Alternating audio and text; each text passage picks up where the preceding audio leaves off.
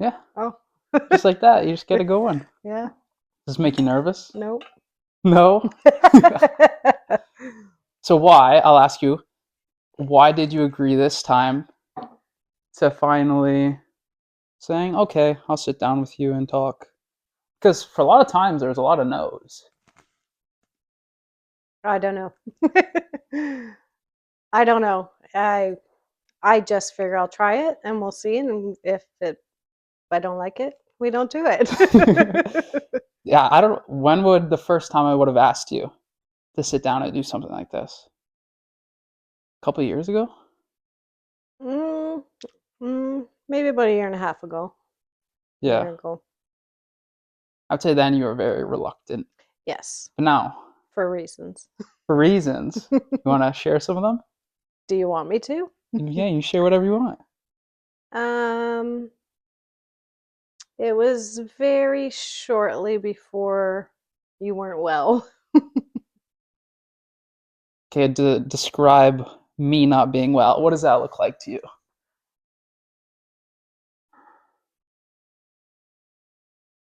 You were manic.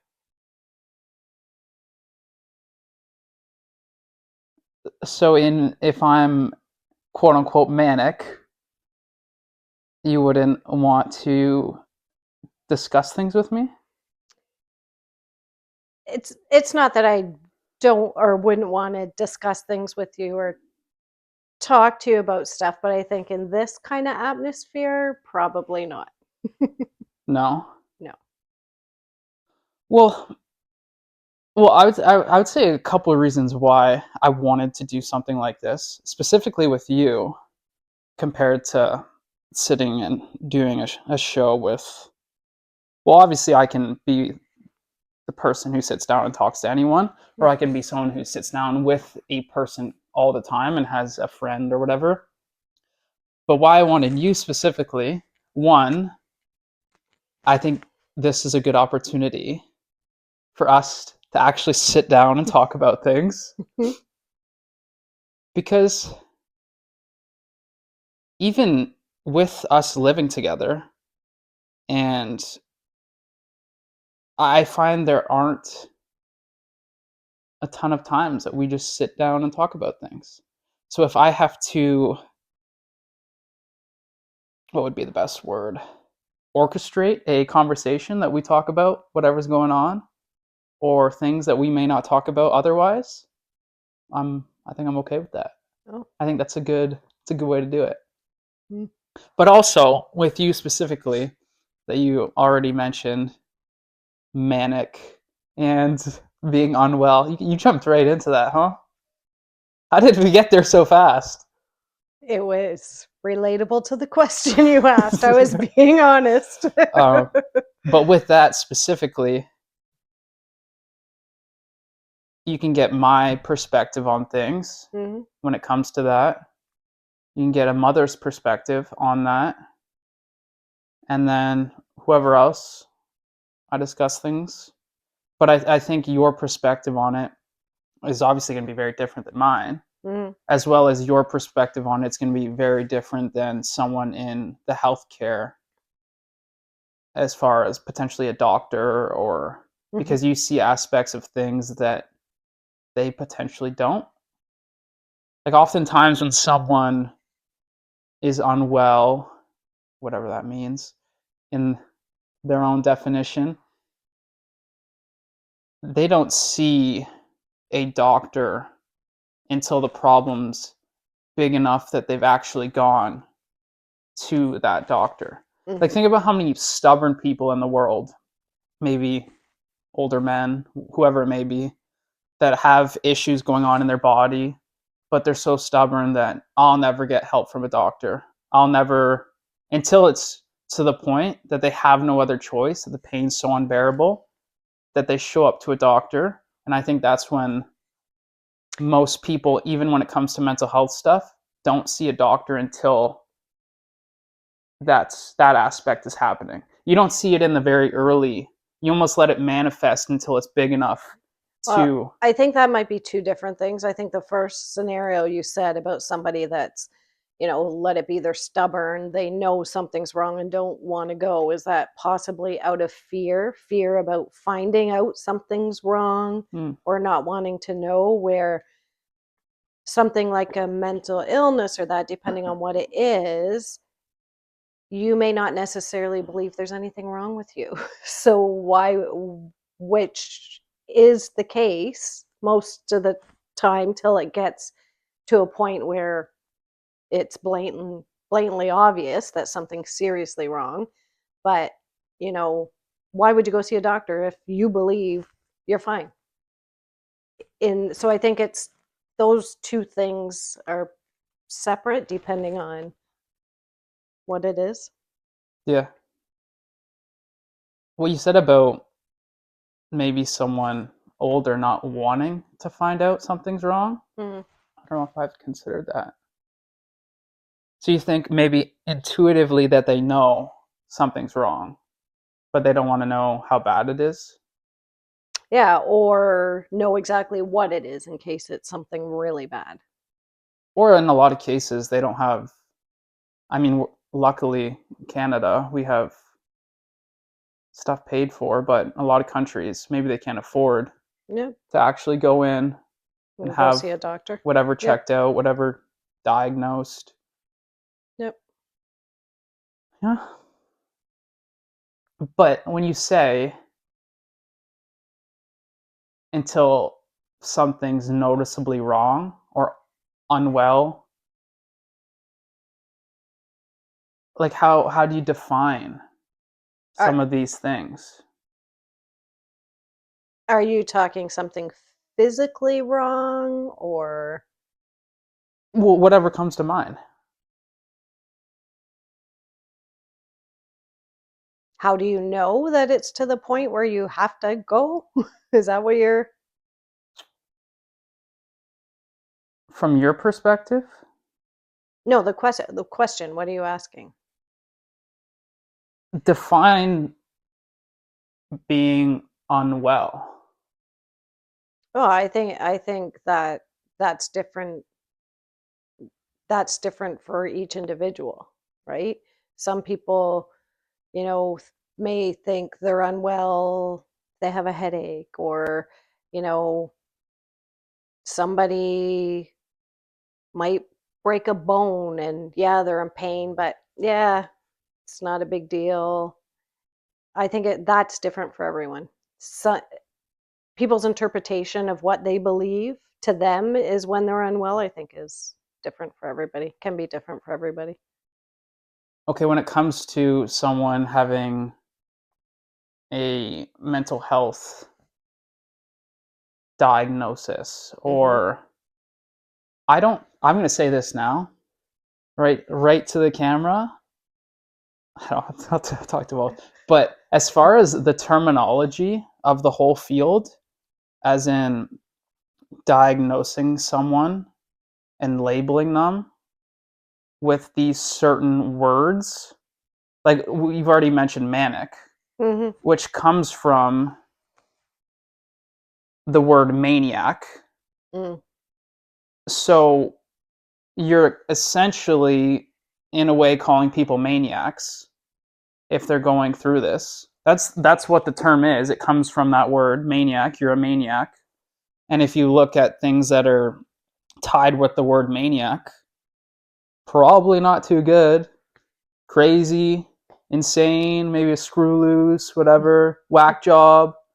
So all these terms are tied in with this labeling Hmm. that you get labeled with, and also words like disorder Mm. or like whatever it may be, to categorize people and put terminology on them, in my view, makes them lesser in some sort of way, or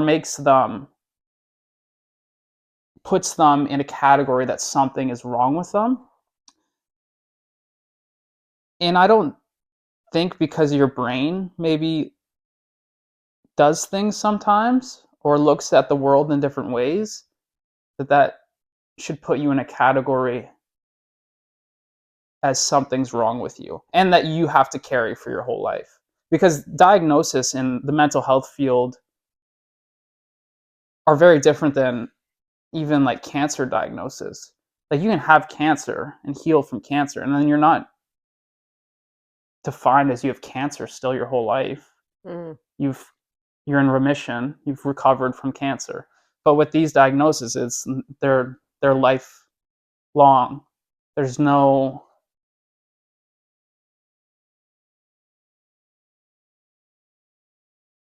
What do you think? Well, so they have to, put some kind of terminology around it, right? Because there's many people that suffer from the same the same thing. So just like, it's like you said, if somebody has cancer or, whatever, Mm-hmm. um they have to put some kind of terminology around it, but you're saying you don't like the terminology that they use for certain mental illnesses. Yeah, I think it's almost, I don't know if like derogatory is the right word for it, but if you're claiming that someone has a disorder, it's clearly defining that they have something wrong with them. And then if you go and put more specifically a mental disorder, they have something wrong with their brain. So in a world of like your brain is very high functioning, it's something that is your intelligence and your IQ and how you view the world is very important in our society, is how well your brain works. And if you're labeled as someone with a brain disorder, and most of them are tied to being insane and crazy, the whole, as soon as you're lumped into some of those things, it doesn't help anyone who gets called those things. You're automatically put on the back foot for your whole life of, do I have something wrong with me? Is something wrong with my brain? Mm-hmm. Like personally, I've never felt that. Even going through things that have happened to me, or going through hospitalizations, whatever that may be. I don't know. We got directly into this, huh? I guess it was bound to happen. But what we just dove in the deep end. Here you go, swim. Or sink. No, swim. No, swim. Uh, so whatever that may be, I don't even know what I said. Whatever. Yeah. I understand what you're saying, and you made the comment about, when people hear somebody has a mental illness or mental disorder that they think crazy, insane. That's education. That's people not understanding. I will be the first to say that prior to your diagnosis, I had no idea what it truly was. Mm-hmm. Like, so do you want me to say it? Nope. Well, Okay. we've already. I will never succumb to that diagnosis. What do you mean? I will never admit whatever my mind does or whatever my body does. It may match whatever they want to diagnose me with, Hmm. but I will never agree to that labeling of what they want to call it and what Okay. it's called. Okay.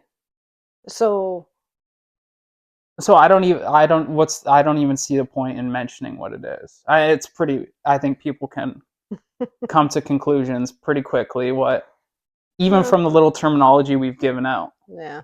it's not hard to.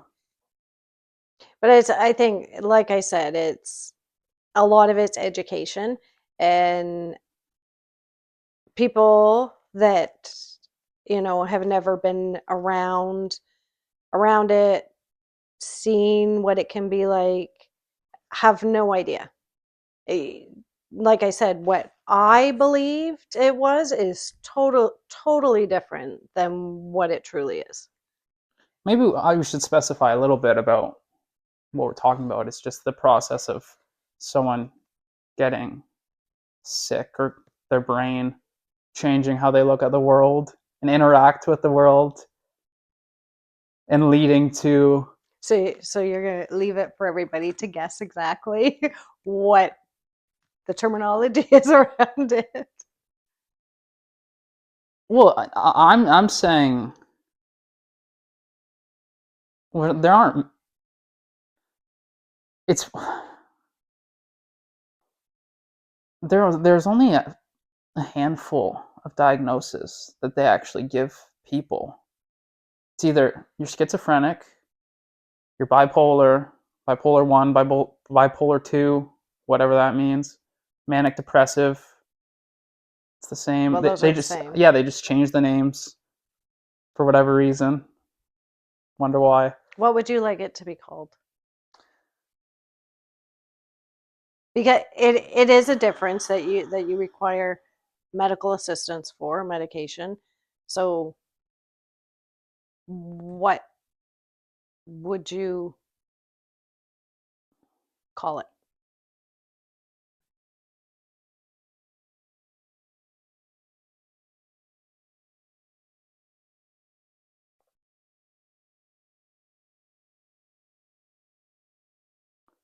I don't.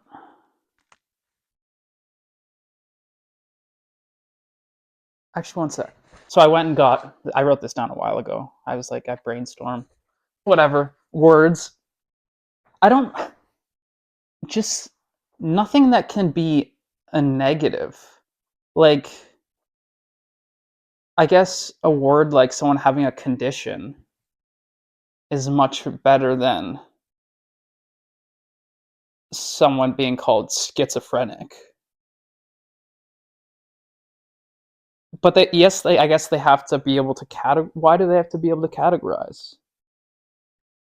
For different treatments to know what they're treating, how they're treating it. It's like somebody that's diabetic, they know if somebody's diabetic, you treat it a certain way. And I think same goes if somebody's, you know, And I'm not saying I have schizophrenia. no. I have nothing. I'm just a human. Just a human named Eric. But I think, yeah, like I know you've been very hung up um, on the terminology they put around it right from, the very beginning when, a doctor said to you, this is what you have. And you kept repeating it in air quotes. They tell me I'm. So I think right from the beginning, um, that you've had an issue with the terminology being placed around it or whatever. Yeah, I think that has a lot to do with. That's a good example. That's what it is. But the history of, especially when you look at, I don't even like mental health. I don't even like the word mental, if I'm being Mm. honest. Mm-hmm. But if you look at the whole psychiatry, insane asylums, where it all stems from, I don't think there's ever been a point in time that people with these labels put on them and that have gone through these experiences have ever been looked at as not crazy or not insane. And that's education. That's people not knowing, right? Like people can be fearful of somebody that they think has a mental illness or and some of it is because there's certain behaviors, Mm. um you know if medication's not working or going through an episode or whatever you want to call it, from an outsider looking in, could be fearful of some of the behaviors you see, but unless you've experienced it, been around somebody right from through the entire cycle of it, you wouldn't know, you wouldn't have that education, right? Hmm. And know that you know, yeah, somebody might be acting a little different and doing some things that you think aren't quite, I don't want to say normal, but out of character. Might be doing things that are out of character for that others believe by watching or whatever. So I think people are fearful, um, and it all comes down to education. Hmm. Yeah, I think you said that really well at the beginning. What you said of being fearful of what you may not know. Hmm. I I I've never ever been fearful of anything you've done or whatever throughout an episode. Um, but I think that's because too I know you, regardless of what's going on at a certain period of time. I know you and know your tendencies and what you're capable of and not capable of. So I was never fearful, but it's like I said, unless you're around it, know somebody, have seen the whole thing, you'd have no idea, Hmm. right? Hmm. Yeah, yeah, there's a lot that goes into it too, as well, as far as people coming in with drug problems Hmm. and That's another kind of misconception and stereotype too that a lot of people have, right? That people that are you know, in the psychiatric ward of the hospital, the stereotype would be, oh, they use drugs, and that's not always the case. Yeah, some maybe do, but I think a lot of people that don't understand it, they paint a broader group of those people with the same brush. hmm, yeah, everyone gets lumped into the same. Hmm. Hmm. And even I think even for people who, I don't know what the repeat visitors Mm. or people who would come in and out, or I don't know what you would call them, frequent flyers, I guess they would probably say. I Obviously there's some who are truly trying to do the right things for themselves, Hmm. who by no fault of their own circumstances, whatever that may be, continue these things happening. Yep. But then there are people who do drugs, fall on hard times, whatever it may be, maybe not even drugs, it's just they have a hard life, Hmm. end up coming back. I think there's a lot less grace in someone that's coming back again, even from the first time. Under all circumstances, I would say under I didn't. most. Oh, I I don't know if I agree with that because I think, the medical professionals, although I don't believe they know everything. Um, Whoa, whoa! you believe they know everything? How could they, how could they not? They got the white jacket on. Okay. If you got a white jacket on, You know everything? you got, yeah, you know the world. Yeah. Um, but I think they do know that it, whether or not, um like, so I know you don't like the term, but mental illness, some mental illnesses, there's no cure for some of them, right? And they do know that even with medication, even if you're doing the right things, you could still at times end up having to go to the hospital. And they know that, so I don't know that they look at return visitors necessarily in a negative light. Now, if it's somebody that, um, you know, they went against everything they were told, stopped taking medication, started drinking, doing drugs, and all that, and that causes a return visit, well, yeah, maybe, but I don't know that it's fair to say that they would lump everybody into the same group. Mhm. Yeah. There's also, I would say for myself, well, I'll say one thing, I'll say another. Even though going through the process of like being sick and essentially losing my mind, whatever you want to call it, my brain shattering open to Mm-hmm. the universe, in that process, in the recovery from it, and analyzing it and looking at what I can actually learn from something like that, I would say I've that was the most I've ever learned in my entire life, the most I've Mm-hmm. ever grown in my entire life. Mm-hmm. So in a way, it's like, you lose your mind, but like found a lot of like what I actually like doing, what I actually am interested in doing, Mm-hmm. what it actually takes to be healthy and to try to optimize my health.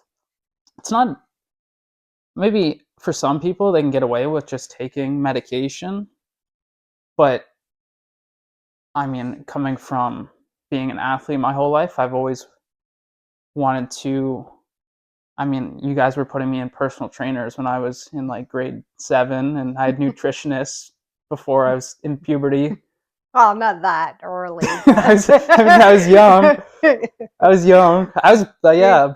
you're So you're in your teens. I was always been optimizing health. Yeah. So I think even through going through an episode of whatever. We're gonna have to figure out new words. We're gonna create our own terminology. Okay. Mental illnesses, whatever. That I I learned things like journaling, Mm-hmm. um, simple things like even just like meditation.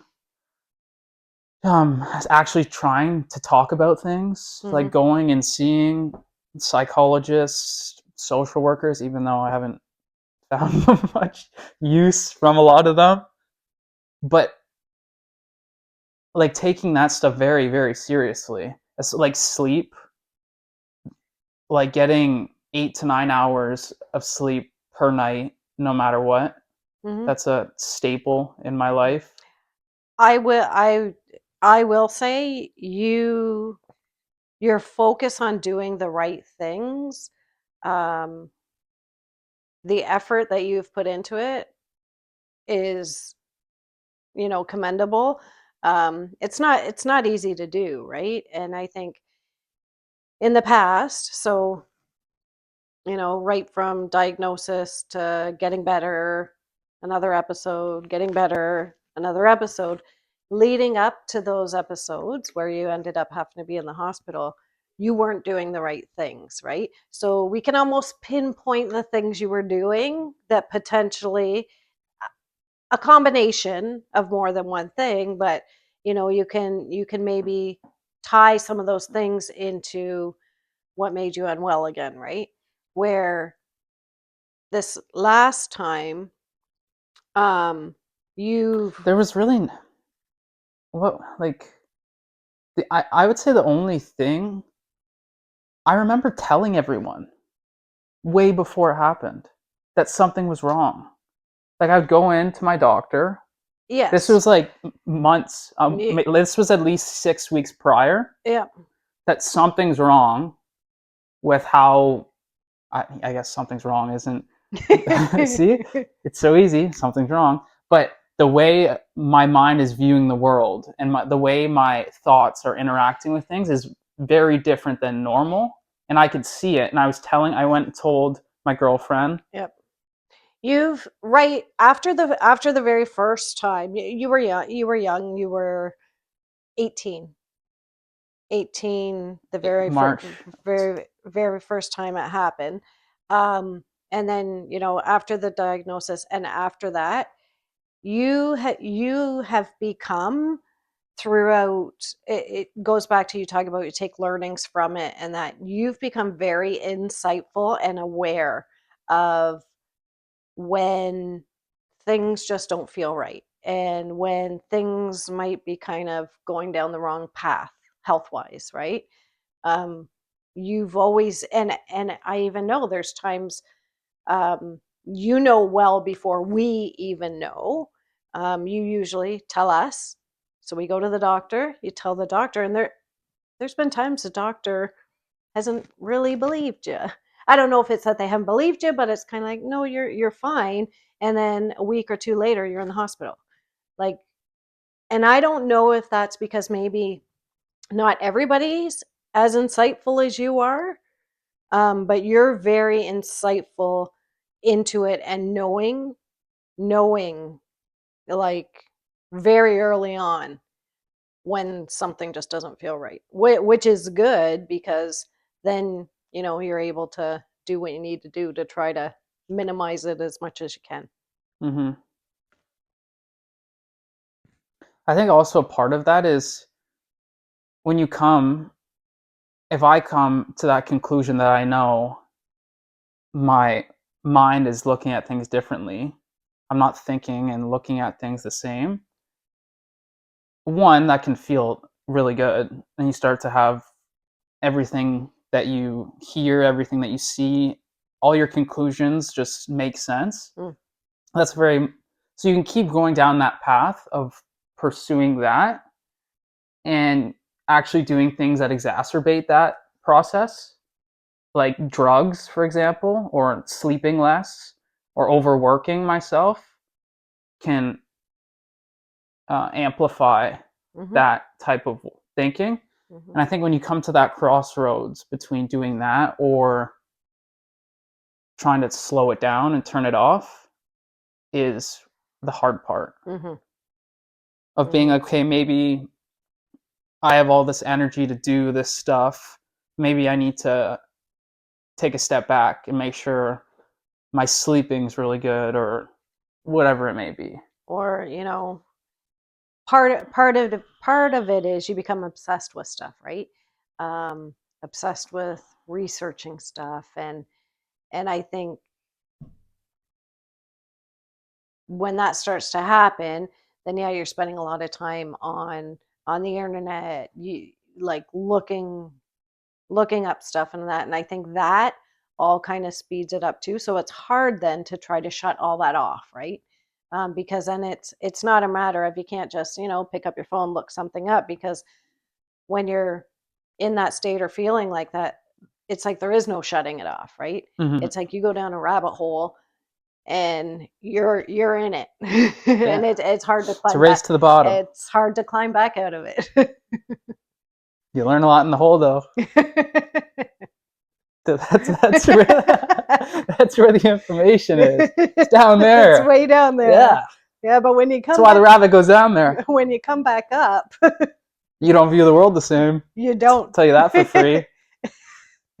You don't. Yes. But I will say, it's and it's good that, during the times when you're not well, and if you have to go in the hospital, whatever, it's very emotional for everybody, you, family, girlfriend, friends, everybody. But then after, when you're through it and feeling better, um, it's quite entertaining, right? Like we're able to laugh about it, Yeah. some of the things, and some of the things you came up with, some of the things you did, and you're able to laugh at it too, which I think is good. Like just being able to talk about it Yeah, with it's people, I part think. of the healing Yep. process. Yep.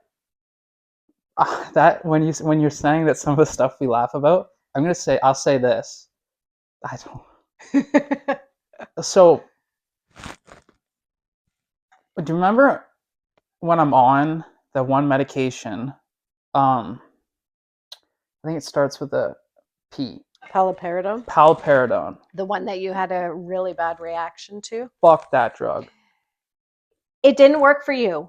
It didn't work for you. It worked. It was horrible for you. It That actually was nuts. it actually prolonged your healing probably 6 months.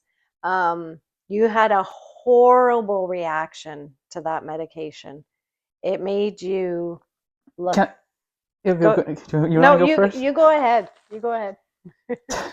Well, one I would say on this drug that's an antipsychotic they give people. I don't know. it At night it literally just felt like I can't move. Like my body doesn't work how it's supposed to. Like my brain will tell my body to do things, and it's like I'm just trapped in a sense. So Yeah. I'm trying to sleep at night, and I can only lay on my back, and to try to like roll over and move doesn't work. And I'm in like so much pain that I'm screaming Yeah. and punching my pillows in pain. Yeah. And even during this process that I'm on this, I would like go to I don't even know if you know this. I'd go to the bathroom at night. I'd get to go to the toilet, stand and pee, whatever. And then I'd wake up the next day and I'd go to the bathroom. There's like pee on the floor. You missed. Well, like my body is just isn't working right. Yeah. Yeah. Because You were or very. let's mess up. You guys, you know what I'm gonna say? Yeah. You know what I'm gonna say? You guys, huh? Her, my dad, my girlfriend told me that I looked like I was constipated walking around.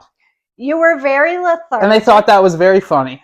Not at the time. No, you guys laughed at my face as you After. told me. After. And you thought that I was going to think that's funny that I looked constipated without knowing as I went around in public. You were very lethargic, and we found out after your movements were very slow. You were talking very slow. Like everything you did, it's like it was in slow motion. But we found after you thought everything was normal. You were moving normal, talking normal, everything else. So yeah, that was a really bad experience on that medication. And then after that, I can't remember what they put you on after that one. But one of the potential side effects was that it can trigger mania. And sure enough, it did. So you went from going from way up here and how your brain's racing and everything else to way down here, barely moving, and then it went back up again. So that was you were a good year of healing and getting through that. And a lot of it was due to medications, right? It's finding the right medications that work. I think we do now we know what medications work for you, and I think it's kind of no more messing around. Would you agree? You know what works? I wouldn't agree. No? Because even what I take now, I don't feel like I should in the like I I don't I'm in tune with how my body has felt my whole life with things. And then you go and put these drugs in your system, and then like I can notice what isn't the same. But with that palperidone, I had to plead my own case to get off of it. I did ask to be taken to the hospital, and then when I'm there, even the doctor, I was like pleading to them, like, no, I have to stay and get off of this. Yeah. It's whatever. I don't know if we got just right into what I think it's good. I think for you and me talking about this stuff, not only is it good for us to talk about some of the stuff, but anyone who sees it as well. Because a lot of people feel how I feel about these things. A lot of people have kids and relatives who see this stuff, who view the stuff the same as you, and there isn't a ton, I don't think, of communication on a lot of it. But we don't have to. I didn't think this was going to get right to that. That wasn't. You asked the wrong question right from the get-go. Okay, let me ask you something. Why did you want to start a instrument? Why did you want to take up the violin? um, so I've I've always liked the violin. Um, uh, Fiddle? violin. Yeah, It's that's just my grandpa. it's the same thing. It's just a matter of what kind of music you play on it. Do you play like hoedown music, fiddle music, or Hoedown music? Is that what you said? yeah, like Hoedown music? yeah, like country hoedown. Oh. I don't know. I think that's the right terminology. um, or do you play like violin, more kind of orchestra type music? So anyway, I've always liked the instrument, um, and I never really had an urge to learn how to play it or that. I've just always liked it. And then as I got older, um, I thought, maybe I'll try it. So I went, I knew absolutely nothing about them, nothing about them. So I get on Amazon and I buy what looks like a nice violin and a case and everything else and get it home and bought a book to teach myself how to learn it, watched some videos, started playing it, and it sounded horrible. Horrible. I thought, oh my God, something's wrong with this violin. So I took the violin to a Luther, they call them, who fixed violins and that. And because I wanted to make sure it was okay. It wasn't a real expensive one, but anyway. So he said, well, it'll play. He played it. So then I thought, okay, it's not me or it's not the violin, it's me. Um, and so I played on that for a while, and I hated the sound. So I thought maybe I'll buy another one, see if that sounds better. So it's so it was it's getting to be a pretty expensive hobby or thing to try. So I went and I bought another violin that was over 100 years old, Mhm. and it Didn't was it crack pretty? Was that the one that cracked? yeah, it was a it had a really nice sound. It more expensive than the first one. And then I actually started taking lessons. So I was taking lessons, and the one day taking lessons, and I this weird sound was coming out of my violin, and so my teacher looked at it and she said, "Oh, like it's cracked." And this was like in the winter when it was cold, so it was could have been from temperature change, or it could have had a slight crack and just cracked more. So I thought, oh, great. Now I have one that's not very good and and one that's better, but now it doesn't work. So I went to a different, I took the cracked one to a different Luther. I think that's how you say it, Luther. I don't know.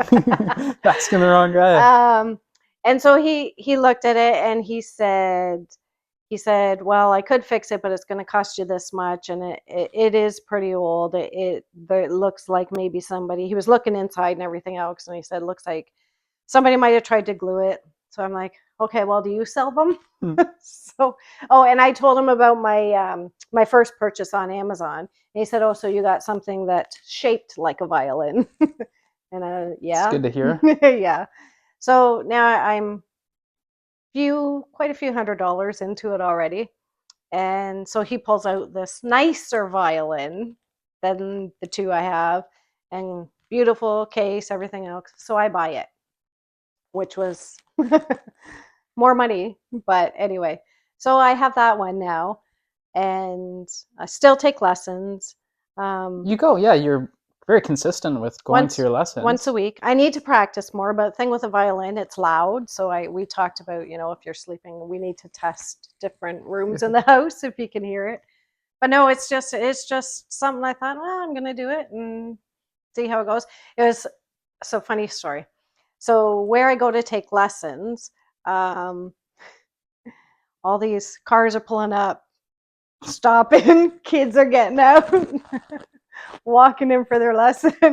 There I go, walking in with my violin, sitting waiting. It's all parents and kids, and there's me. But now, since I've been there a while, there are a few other, no, I don't know, as old as me, but older older people too that taking vocal lessons or whatever. So Hmm. anyway, yeah.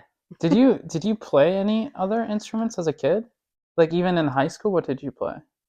Oh, I didn't take music in high school or anything. And that's another thing. I What about grade school? Isn't it mandatory in grade You school? play the like little recorder. I could play You Mary. guys didn't have, maybe it's school specific. I don't know. I public school. You had a music class, but learn how to play the recorder. But I don't remember taking any music in high school. Um, and so when I started playing the violin, the only I had to teach myself how to read music. I had no idea how to even read music, and now um, I can read music now and play it. I'm, not ready for any performances or anything, but What but were yeah, some of your goals when you decided, okay, I'm going to start the violin, or whatever certain songs you wanted to be able to play, achieve? Were there anything like that? yeah, yeah. There's a few songs I wanted to learn how to play. He's a pirate. He's a pirate? I don't Pirates know. from Pirates of the theme song from Pirates of the Caribbean. Okay. Yeah, that was one. So yeah, I learned how to play that, and yeah, now I've learned songs like that, and then songs like Tennessee Waltz, which kind of gets into fiddle type music. So yeah, just learning how to play. Hmm? Yep. I don't know. I think taking up an instrument's a good thing. No, I don't know. At 50 years old, I don't know how many people do, but Well, you're starting the trend. yeah, I I want guess. to. I don't know what though. I think some sort of Native American flute. I have a couple extra violins up there. Maybe that. Um, I don't know what else. A didgeridoo. A what? A didgeridoo. What is a didgeridoo? It's it's like a long horn. Oh, not like a horn, but like a cylindrical, and it like opens at the bottom. You go, and it like, yeah, I don't know. Yeah. I don't know that you'd be able to find any place around here to purchase it, I'd be let able to alone find a learn how. didgeridoo. Huh? I could find a didgeridoo. Yeah, but how are you gonna learn how to play it? Trial and error. Trial. Well, this house will sound great. Me up there in my violin, and you down here with your didgeridoo. Didgeridoo. Isn't that what it's called? Didgeridoo. Oh, didgeridoo. I think. I think that's what they use. You can use that to like levitate things too. What? Like little rocks and stuff. Yeah. Like the vibration. Oh, okay. It like what? What did you think I was saying? You don't know? Something sitting over there. You play it, and it starts levitating. I don't know. What? What do you mean no?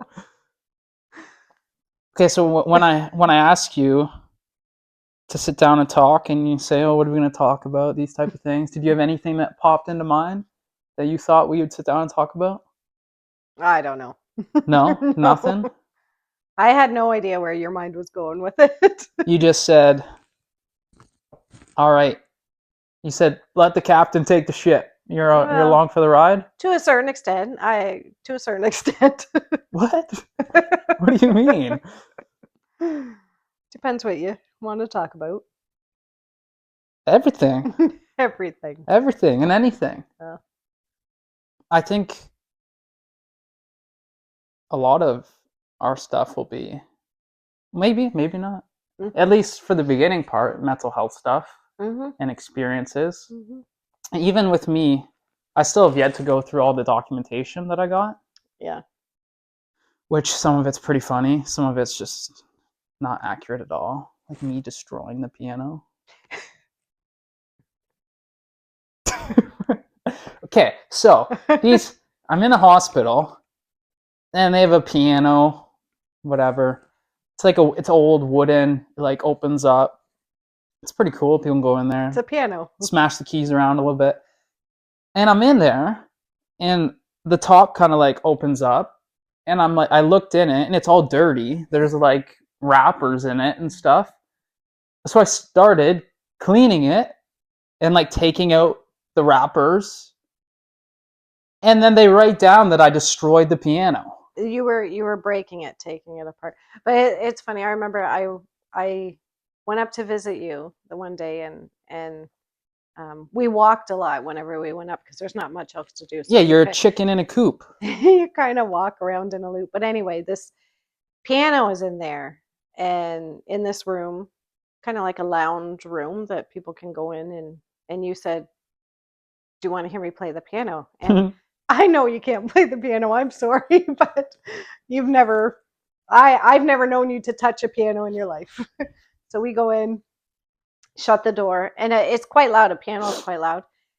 You were you started playing, and in your mind, you were performing a concert, and I think believed you were a great pianist. You were like right into it, and I just kept looking to see if they were going to come and tell you to stop. But you gave it your all. I was playing a symphony. You believed you were. I was. Maybe to you, but like I don't. I'm sticking with it. It sounded pretty good. It's all about the belief. It is. Yes. The belief is stronger than anything else. No. You can believe yourself Yeah. to an outcome. Hmm. But like you said, so you walk around a lot, Yeah. and there's nothing else to do there. There's not even they don't you don't even have access to daylight. No.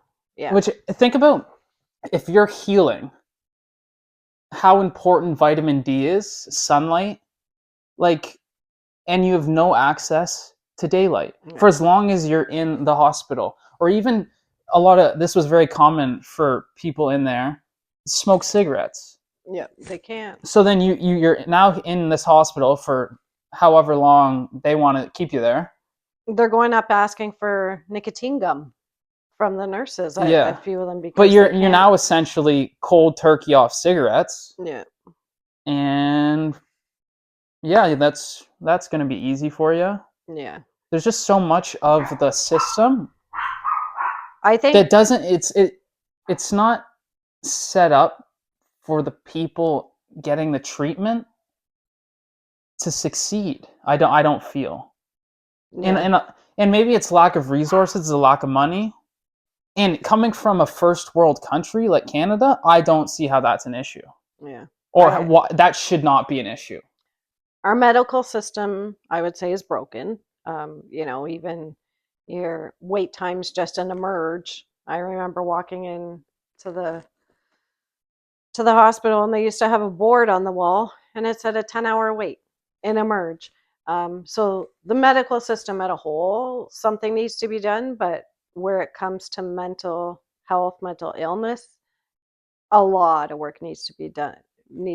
I think the way it isn't conducive to helping people heal Mm-hmm. or get better. In a lot of instances, I think the environment and some of what you see go on there, interactions and that make it worse and prolong um, people from getting better. Mm-hmm. Yeah. But yeah, the wait time is nuts. Yeah. Even even when so perfect example, because you have a doctor and when you're unwell, Whatever you that means. I don't. We need to find new terminology. Yes, but when you're unwell and to the point where you need to go into the hospital, right? For let it be, you know, potentially unsafe. Not that you'd hurt yourself or that, but some of your actions and the things that you're doing could potentially um, be dangerous, right? So, you know, I make a phone call to your doctor. She fills out paperwork, whatever, but we still have to go to emerge. All all that does is that somebody from the psychiatric team doesn't have to come down and evaluate you, right? Mm-hmm. It's like she's done the paperwork to admit you, but then you need to wait in the emergency For for days. for a bed. Yes, we have spent 3 days in the emergency, in a hallway, on a gurney, when you are in no state, you're not sleeping, um, your mind's racing, you're in no state to be in that kind of environment, and you have to spend 3 days waiting for a bed Mm-hmm. on the floor. Yeah, so something's wrong. Yeah. Something's wrong with that. Yeah, I don't, and I don't see how. Well, some people will say, like, say it comes to like politics stuff or news stuff, and they say, like, just don't concern yourself with it. Like, don't let it stress you out. But then if you look at everything top down, this hospital problems, everything falls into that category. So it's like, how is someone not ringing the alarm of like, fix our hospitals? Oh. And it's only getting worse. People and kids having mental issues. Kids, it's only gonna continue Mm-hmm. increasing year after year with social media and Mm-hmm. access to drugs and Yep. now marijuana access as That's well. that's a whole other topic for a different day. Oh, I'm not whatever. I'm not saying for or against it either way. Yeah. I'm just saying, No, I'm talking about marijuana and illnesses and sicknesses and yeah, yeah. It's just to go into. I don't know. I saw someone say like they had to wait 18 hours at a hospital. Mhm. Like, Well, you've had to wait 3 days in a merge. oh yeah. Like it's Fortunately, we're in a spot that we could just drive to a smaller town hospital. In well, certain, well, in certain cases, not in. not in your case where you need to be admitted. You have to go to the specific hospital. But yes, we do have a hospital that's 15 minutes away in a smaller town where the waits aren't as long. But yeah, people that have to go to the hospital, like go to the city to go to the hospital, there you're looking at 10, 13 hour wait, and it's it's not a fun place to be. Sitting just in that waiting room, I like, oh, I'll say it. It smells, it's dirty, it's like, it's gross. And so people are in there that are unwell. You got people they've given a little bag to that they're throwing up in a bag, sitting just in a walkway because there's no seats or anything. Like it's horrible. It's Mm-hmm. horrible. Yeah, and we're the fortunate Canada. Yeah. I can't even imagine what hospitals. And I haven't traveled anywhere. I mean, I've gone on YouTube and looked at what some hospitals look like in that, Mm. but I just don't see an excuse for Canada. Money? I don't know. I don't, like, how is that not one of your top priorities? Yeah. Get your hospital infrastructure, incentivize nurses, incentivize doctors from other countries. It's not like we Yeah. can't draw people from other countries to come to Canada. That's all we do. Mm-hmm. That's one of the great things of Canada is we get people from all across the world to come here. So incentivize nurses, doctors, healthcare people, put money into the hospitals. Well, Bingo bango. that easy.